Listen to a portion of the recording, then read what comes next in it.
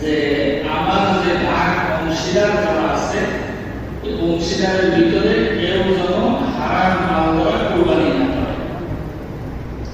এই 6 জন বা 7 জন 5 জন যে কয়জন নিয়ে করুন, ওর ভিতরে যদি একজনের মাল হারাম থাকে তাহলে বাকি কয়জন কুরবানি নষ্ট হয়ে যাবে।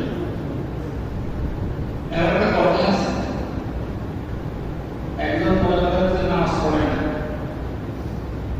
আপনি এই ধারণা করে বলতে পারবেন না এটা নামাজ পড়ে ওটা মালের কি সমস্যা আছে।